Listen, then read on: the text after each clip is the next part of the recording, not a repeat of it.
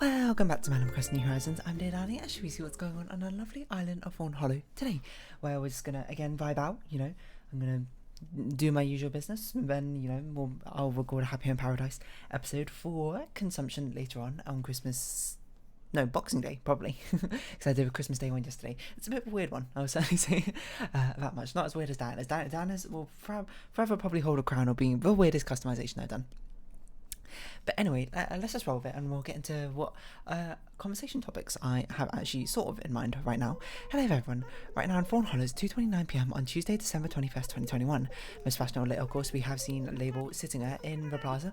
I don't even know if I'll bother talking to her, to be perfectly honest, unless we get a wardrobe thing. It's a bit of an unfortunate reality, I suppose, in New Horizons nowadays as the late game, I suppose. These NPCs, almost all of them become essentially useless. The only ones which are kind of useful, quote quote, are still Flick and CJ, but even then there's only a limited amount of what they'll do and limited entertainment. They'll become more of a nuisance if anything, but perhaps maybe it's a nuisance just for me because of the way I tend to play. It gets in the way of me just sort of being mindlessly doing things, which I think is, not necessarily fair enough criticism, but fair enough for my own situation. Okay, hello Tank, what's up? A hand 10 jacket. But no, the thing I was thinking about recently was I was randomly recommended a video I watched ages ago, but I thought it was very interesting and I rewatched it. I can't remember who it's, but I think a YouTuber's called Scruffy. I should probably check this again. I closed the video now, so let's see. Hold on. Scruffy YouTube. Yeah, Scruffy. And it was his video series about the audio in Five Nights at Freddy's. Specifically, if you don't know, Five Nights at Freddy's is a old indie game made by, I think, Scott Cawthorn, is that his name or something? I'm not going to delve into whatever controversies surrounding Scott Cawthorn. It's not that sort of channel and I don't really know about it, so it's not really my place to comment. But I believe like some other studio's taken over Five Nights at Freddy's series or something, and I don't think Scott's really associated with it anymore. But anyway, he delves into the sort of audio, the usage of audio, I suppose, in Five Nights at Freddy's, which, if you don't know, somehow is a horror game. And mobile? Oh, probably like a mobile, right? Yeah, that makes sense. And the usage of certain aspects in the game to add to the horror atmosphere. We should customize the shovel before it breaks. I feel like we've used it a lot as well. And honestly, it's a very interesting watch. If you like video game design and that sort of thing, certainly give that a watch. I would recommend it. Because I always thought Five Nights at Freddy's, I'm not actually sure if I talked about Five Nights at Freddy's before in a YouTube video, but I always thought it was a very interesting horror game. Now, you know me, I like my horror aesthetics and that sort of thing, but I often find horror games actually kind of dull a lot of the time. I've got a lot of horror games and I've played some of them, but they've never really engaged me, and I always thought, then reflect on it quite a lot, and I always feel like part of it is due to the fact I have really mild reactions to everything, and I feel like part of the joy of that sort of game is seeing and I suppose watching someone else do it is being able to see their reactions, but even when you're playing it as yourself, is to have those like strong visceral reactions to things to really get your heart pumping, jump you out of your skin. Being scared and in a way which is safe, I suppose, is fun in a certain regard. I think it, it's why people like horror movies, horror games, that sort of thing. It's fun to be scared in that sort of safe context, rather than necessarily other contexts which are actually genuinely scary, which is certainly a lot less fun to go through. I always thought, personally, I thought they were interesting games, but horror games that is, but they never quite appealed to me play-wise. I'd play them and I just kind of get bored. To be perfectly honest, I will get startled, but I don't tend to really react much more than a whoa. I mean, that probably doesn't surprise you if you watch Little Nightmares, so I just kind of don't react to anything. So yeah, you might see it as a bit of a surprise, but I actually own all the Five Nights at Freddy's 1, 2, 3, and 4, and the only times I really play them anymore, if ever, is just to watch other people play them, because other people tend to have much more stronger reactions than me, and I suppose part of me finds it entertaining in some sort of Schadenfreude-esque way, which is probably not all that uncommon, I'd imagine. But Five Nights at Freddy's is an interesting one. There's certain horror games which, why are you so weirdly priced? Oh, it's because I got the boon on, right? Everything's more expensive, of course. I forgot.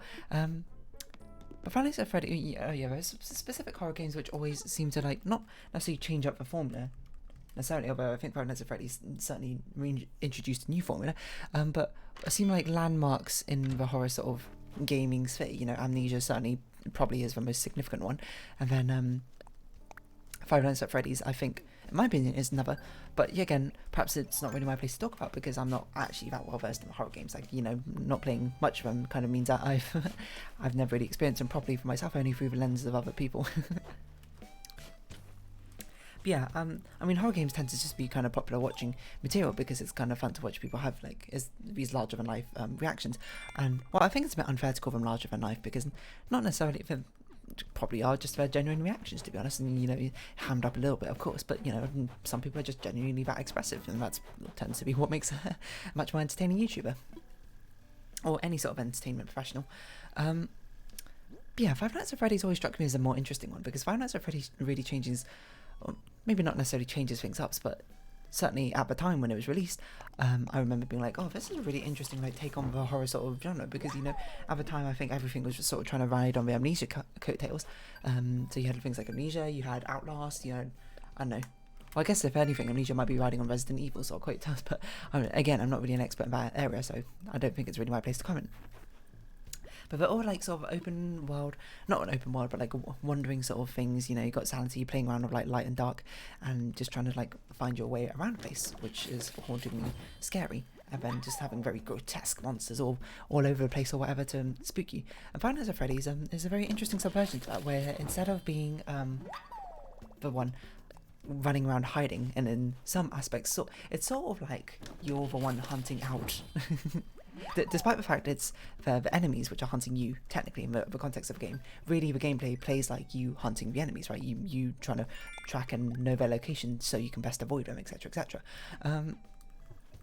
It's interesting, Five Nights at Freddy's, because rather if you don't know how Five Nights at Freddy's works, you are locked basically in this office and you can't move. The only thing you can interact with is like facilities around the office. You can like lock doors, you can turn on lights, etc. You can use cameras to check and track the location, I suppose, of these deadly animatronics which are coming to kill you. With a random gyroid in here, apparently. A blue void. That's an interesting subversion of a formula, because rather than playing like a hunter, I suppose, trying to track your prey, quote quote, but really it's kind of inverted, you're more like you're just trying to delay the inevitable for as long as possible, right? It's very much a game about outlasting, but it's animatronics hunts and confusing and delaying what will probably be an inevitability long enough. And the only reason I was thinking about Five Nights at Freddy's again is not only because of that video, but also because the latest installment of a Five Nights at Freddy games released, what's it called? Hold on, I know it's Security Breach. There we go.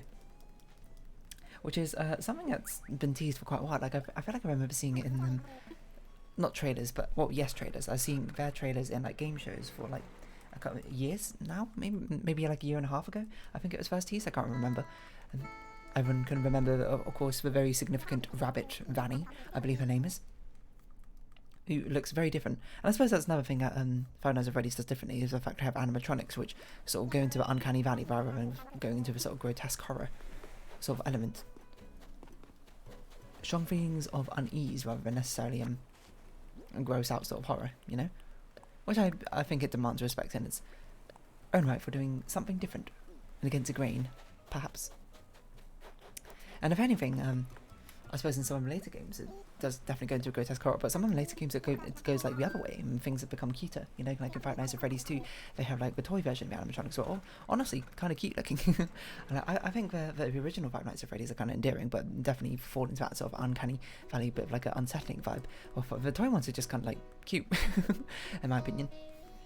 Which is kind of a point. They're meant to be toy, they're meant to be much more childish and that sort of thing. So it's interesting seeing Security Breach, because it's such a different change up, I suppose, to the previous Five Nights at Freddy's, where, like, you know, Five Nights at Freddy's 1, 2, 3, 4 as well, you are basically stuck in one place. Then your sister location, which had you, like, moving about between, like, different areas, I think. And then there was another one, like a pizzeria simulator, and there's another one as well, but I don't really remember what they were, because I, you know, kind of stopped following them at that point. I'd say it was not really part of the Five Nights at Freddy's fandom. I just kind of, like, thought the games were interesting enough to pay a little pay heed to.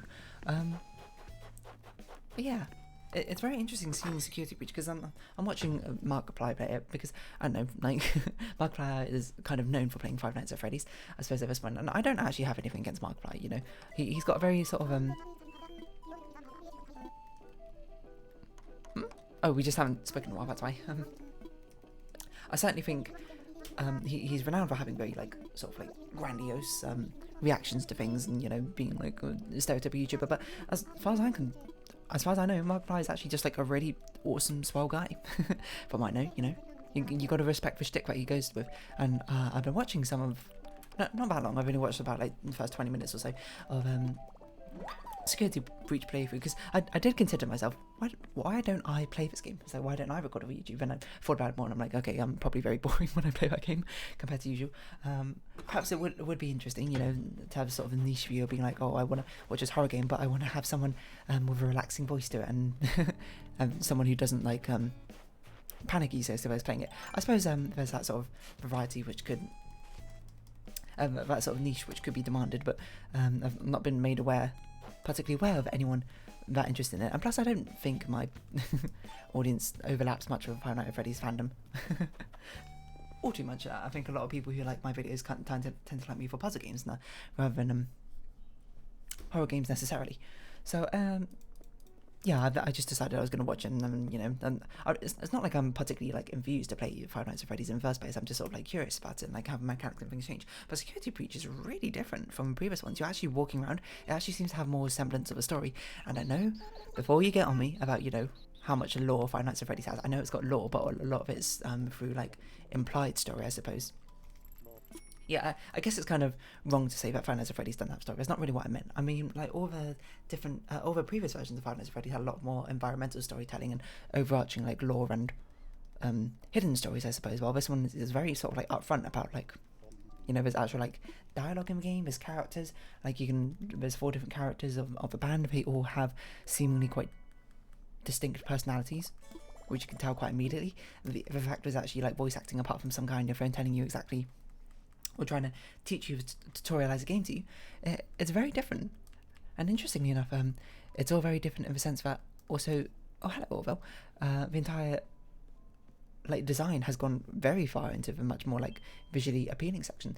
The animatronics still have a little bit of like uneary creepiness, I suppose, to them.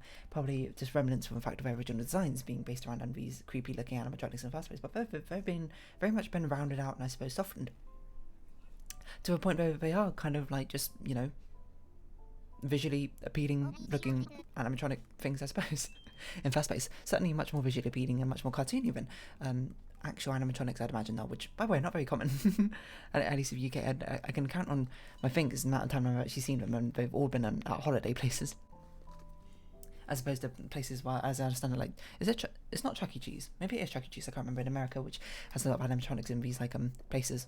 Was it Applebee's? I don't remember. I don't remember the difference between them, I'll be perfectly honest. Oh, you know, we should talk to Blathers. I forgot, we got an actual photo, which we need to donate to you. What was I saying? I don't really recall. But we'll donate something to you, Blathers. We should probably cross it off a list as well, if I think about it, but I kind of forgot. We should also check, what was that other photo which we wanted to donate? We got a Mystic statue, which I believe this one is legitimate. Really? This one's fake? What? Am I losing my mind? I thought that was legitimate. Wait, is it the legitimate one has an earring? As opposed to the illegitimate one not having an earring? Hold on, this way you go up the New Horizon Wiki, Mystic statue. I thought the one I bought didn't have an earring. Maybe I'm losing it. Also, this Day of a Park, I forgot I donated it, but I don't think I actually took it off my notepad. Right? Sorry, it's called a Sunday afternoon, right? I think that's what calm painting is, right? Hold on. Calm painting, yes. Oh, there's actually dialogue and stuff to read about it. Perhaps we should do that at some point. One of the days we'll just read all this stuff about the art and actually get educated about that sort of thing. Close this. yeah, so it's an interesting sort of delve into a very different medium, because especially if you compare it to things like Five Nights at Freddy's 3. Five Nights at Freddy's 3 was the one with what's that animatronic? Is it a Springtrap? That's it. He was a very, very sort of like rotten and worn down looking animatronic, very grotesque, I suppose, compared to most of the others, which, you know, saying something, I suppose, compared to some of the previous ones. It's very like bright and cheery, like thus far. I'm sure there's going to be subverted expectations at some point, but I actually think it's actually kind of a nice direction for Five Nights at Freddy's to go in. You know, there's only so many times you can really reiterate the Five Nights at Freddy's 1 formula, I suppose, and having it, being able to build a much more, I suppose, substantial story around it rather than sort of implications through lore and that sort of thing, is nice. I suppose it gives a much more like digestible intro to perhaps a Five Nights at Freddy story or lore, whatever, for people who aren't like super fans of it. Because before, like, I feel like Five Nights at Freddy's, a lot of it was not necessarily in some of the later installments, but perhaps it's a bit controversial, I don't particularly know, but it always struck me as the fact that a lot of it seemed to gain renown for its lore and the story behind it, you know, of course, like map pattern is game theories, etc, etc. That certainly seemed to be not necessarily the selling point, but what people tend to talk about rather than necessarily the actual gameplay mechanics themselves.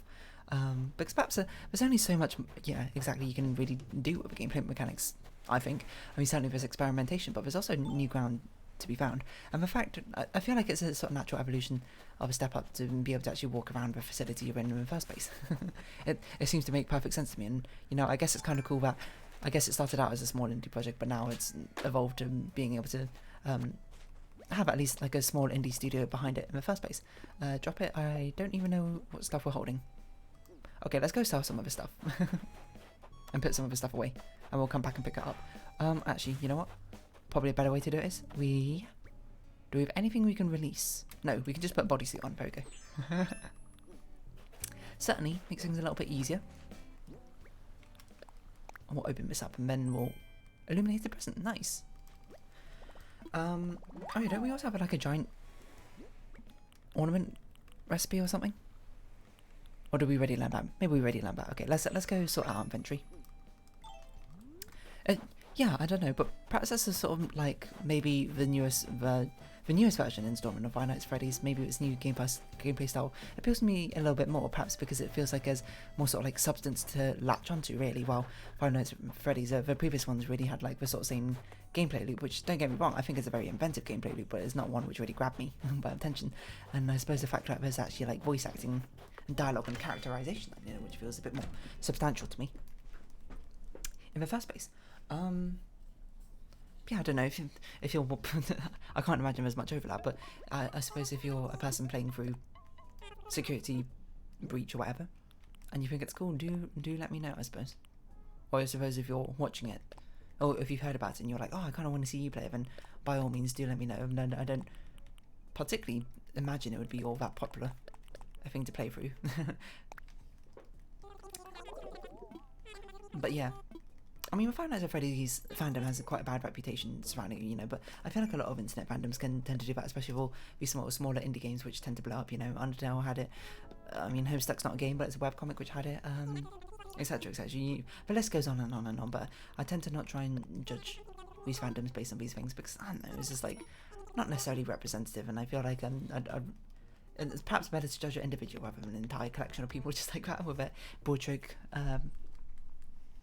statements. But I certainly am intrigued. I'm certainly intrigued by what the heck's going on with this rabbit character called Vanny in the first place, because she's very different. She looks like she doesn't even look like an animatronic, I suppose, is the weird part. Like, all the animatronics are very sort of blocky designs, even like, you know, they're anthropomorphic animals, so you kind of expect them to have much more anthropomorphic designs, I suppose, and you can take from that what you will. But Vanny actually looks like, if anything, it looks more like a suit, I suppose, like a character suit, rather than necessarily an actual animatronic. And it's weird. I don't really know what to think of it, but like looking, it's just so strange. Like, I think I've delved into the mechanics of Five Nights at Freddy's before, and I'm like 90% sure I have. So suppose you I think it's called like horror games or something, you know? I can search it for you because I feel like I delved into mechanically before what I found very enticing about the whole thing, so I'm not going to delve into it again. So I suppose aesthetically it's interesting, you know. And I suppose part of it is just due to the fact, let's see, horror games June 5th, horror nights. That doesn't sound right. Let's see, 5. What if I search 5? Oh, maybe I haven't. I don't know. But I don't really feel like talking about it now. Yeah, I suppose perhaps because it's kind of like an ensemble cast thing, that's perhaps why it feels enticing to me, or like intriguing to me. Maybe enticing is not really the right word. I sort of look and be like, huh, interesting. Well, what's going on there? I don't know necessarily if that's particularly a good thing or a bad thing yet. But I can't, you know, I suppose it sparks off more interesting ideas about the universe necessarily, or gives more starting points of the universe than whatever, than necessarily implied theories and storytelling you'd have to garner for yourself through these sort of weird like cryptic games and stuff you had to play, which certainly appeals to lots of people, which is why definitely why Five Nights at Freddy's garnered such a strong fan base in the first place, but honestly doesn't really appeal to me that much. Like I don't enjoy putting the puzzle pieces together, but I don't mind hearing about the story after someone else has done it. I suppose is probably the way I'll put it. Audie's thinking, again we're going to ignore her because she's probably going to ask to move out. It's just, I don't know. It's just very intriguing to me. Because the environment looks pretty cool, you know. It's not like horror games and horror movies or something is not like a reviled genre, but often a genre which isn't done justice, I feel like, a lot of time, because I feel like a lot of it sort of delves into cheap jump scares and, you know, just like horror comedy sort of things, you know, like slash effects, etc., which is not really what appeals to me. I know it appeals to some people, like I have friends who prefer that sort of horror style comedy because it's like entertaining and amusing to watch, but you know, there's always a lot more you can do with sort of lurking tension. I suppose Five Nights at Freddy's did a very interesting job of that compared to other possible titles, I suppose, the way they mounted and built up tension through very simplistic and reduced design. And if anything, that video by Scruffy, I suppose, really delves into the audio design of it and how that adds to the situation, I suppose, in the first place. So I suppose credit to the audio design.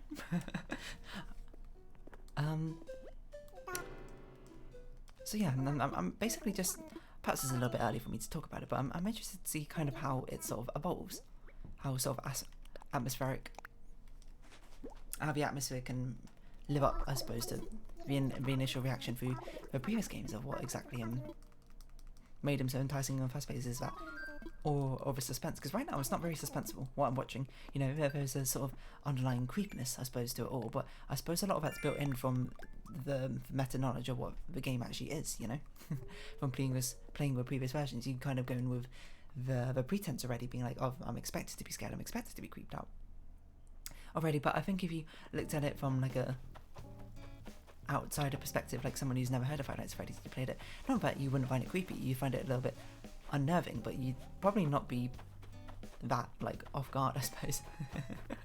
But yeah, perhaps I'm just jumping the gun a little bit early. But no, then, you know, I checked out the Five Nights at Freddy's subreddit for a little bit, and it seems like they're all pretty hyped that it's been released.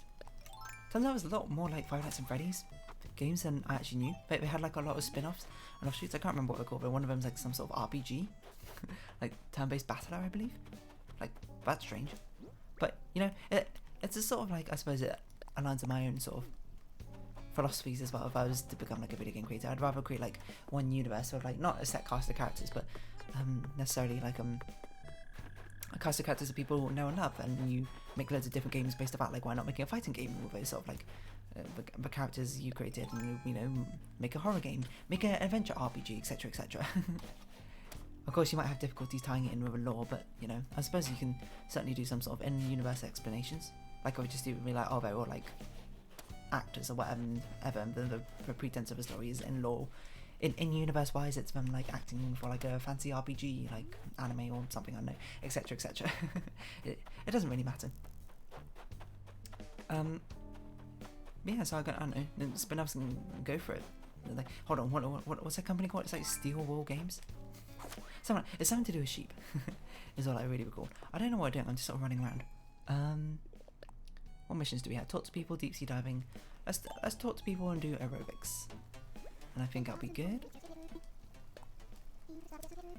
I'm not sure what else. And like, I don't really have all that much to talk about in Five Nights at Freddy's. I suppose, you know, the opening cutscene is pretty cool. Some of the sort of very janky animations that certainly the previous ones had. Which, you know, it did work rather well because they were meant to be animatronic robots in the first place. It was meant to have quite an perhaps unnatural movement, I suppose. But like, it's just like a weird, not shock necessarily, but a weird sort of like juxtaposition of being like, oh, you know, Five Nights at Freddy's known for its like weird sort of unerring creepiness, and then seeing the opening cutscene for Security Breach being like was actually pretty well animated, like cutscene of like these glam rock punk animatronics, which is a very sort of strange aesthetic, I suppose, to combine in the first place, rocking out in some sort of pizzeria. I don't really know. I don't even know if it's a pizzeria anymore, if it's just like an entertainment facility. And in fact, there's a huge environment to go around it. Like obviously, the original Five Nights at Freddy's like stuck you in one location. Its mechanics were designed out of fact it was an indie game in the first place. There's no budget, I suppose, to really do all the crazy big stuff that AAA studios so readily get to do. But the fact, I suppose, the game itself, which has indie origins, has now, I suppose, more funding behind it and is able to do these sort of like bigger things. It's weird. weird in a good way, perhaps, is what I'd say. It's like, it's cool to see where it's come. And I don't know if I'm particularly going to be as so bold to be like, oh, you know, I want to see it become like a fantastically massive franchise in the future or anything. Not that I'm going to wish it poorly or anything, but like I'm kind of like not invested in that. I don't have a horse in that race in the first place, so it doesn't really matter, I suppose. But it's just kind of cool to see. I suppose I want to see, and hopefully, you know, I hope it does like horror intention and atmosphere rightly. Because so far I've only seen like a couple of jump scares in Security Breach. It feels very meh. I'll be honest. So it's kind of like a, you know, because I feel like thriller and horror are certainly two different sort of genres. You know, like for an example, like horror. What I say is horror. Hold on. What's my favourite horror movie? That's a good question. I mean, like A Silent Place is pretty good, and things along those lines. But things like, you know, Parasite, which, I don't know, I feel like some people often say it's a horror movie, which I can certainly see where they're coming from, but to me it always felt like a thriller. I don't know, my character's not doing anything in this one, but whatever.